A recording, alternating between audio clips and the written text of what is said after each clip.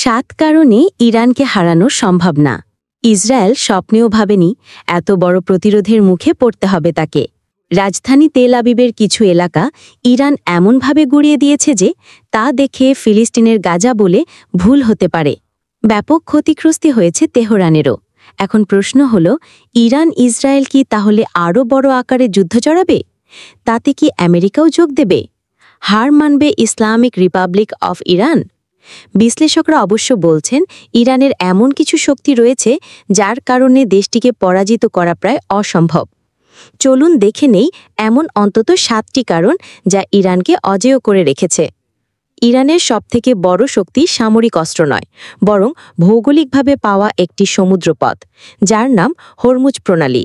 ইরানের দক্ষিণ সীমান্ত ঘেঁষে এই প্রণালী বিশ্বের অন্যতম কৌশলগত জলপথ।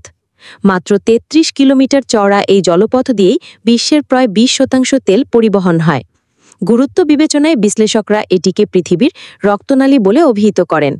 এই প্রণালীর আশেপাশের 7টি দ্বীপ ইরানের নিয়ন্ত্রণে, যা সে দেশের অনন্য ভূ-রাজনৈতিক শক্তি। ইতোমধ্যে ইরান এই জলপথ বন্ধ করে দেবার হুমকি দিয়েছে। এতে আতঙ্কিত পশ্চিমারা। 3 মহাদেশের সংযোগস্থলে ইরানের অবস্থান।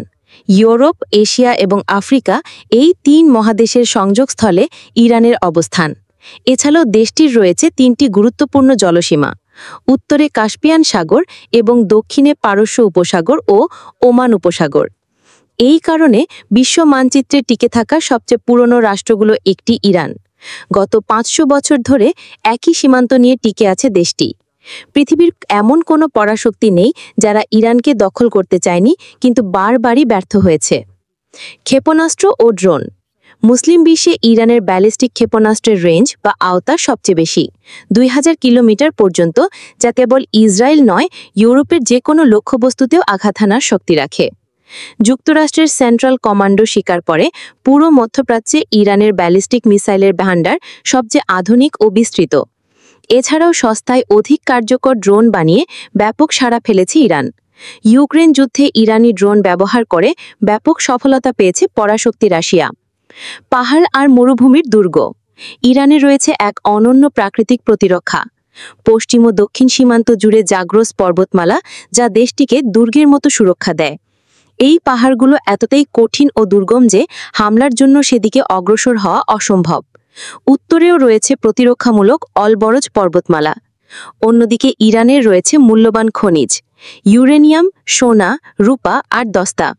পাহাড় পেরিয়ে কেউ ইরানে ঢুকতে পারলেও সামনে লুত মরুভূমি, যা পৃথিবীর ভয়ানক গরম জায়গাগুলোর একটি। তাই এই অঞ্চল দিয়ে সৈন্য ও রসদ পাঠানো অসম্ভব। ভূগর্ভে তেলের রাজ্য। বিশ্বে তেল ও গ্যাস মজুদের অন্যতম কেন্দ্র ইরান। এখানকার খনিজ তেল ও প্রাকৃতিক গ্যাস মজুদের পরিমাণ যথাক্রমে বিশ্বের মোট রিজার্ভের 10 এবং 15%। এই সম্পদ ইরানকে দেয় অর্থনৈতিক ও কৌশলগত অনন্য সুবিধা। বিশেষ করে তেল বহনকারী পথগুলোতে ইরানের নিয়ন্ত্রণ থাকায় বিশ্ববাজারে বড় প্রভাব ফেলার ক্ষমতা রাখে দেশটি। বড় মিত্রদের ছায়া। যুক্তরাষ্ট্রের চোখরাঙানি উপেক্ষা করে রাশিয়া ও চীনের সঙ্গে ক্রমাগত ঘনিষ্ঠতা বাড়িয়েছে ইরান। ইসরায়েলের সাথে সংঘাতের পর থেকেই এই 2 পরাশক্তির সমর্থন পেয়ে আসছে ইরান। অনেক সময় এমনও দেখা গেছে, ইরানে হামলার হুমকি এলে রুশ গোয়েন্দা বাহিনী সহযোগিতার আশ্বাস দেয়, যা ইসরায়েল ও পশ্চিমাদের জন্য মারাত্মক ভয়ের কারণ। সরাসরি নয়, ছায়াযুদ্ধ। ইরানের আরেকটি বড় শক্তি তার প্রক্সি নেটওয়ার্ক, যেটাকে বলা হয় অ্যাক্সিস অফ রেজিস্ট্যান্স। মধ্যপ্রাচ্যের বিভিন্ন দেশে ইরান তার সমর্থিত গোষ্ঠীকে সমর্থন দিয়ে থাকে, যেমন ফিলিস্তিনে হামাস, লেবাননে হিজবুল্লাহ, সিরিয়াতে ফাতেমিয়ন ব্রিগেড, ইরাকে আল বদর মিলিশিয়া এবং ইয়েমেনে হুথি বিদ্রোহী। এই নেটওয়ার্কের মাধ্যমে সরাসরি যুদ্ধে না গিয়েও যুক্তরাষ্ট্র ও ইসরায়েলের মতো দেশগুলোর উপর চাপ তৈরি করতে পারে ইরান।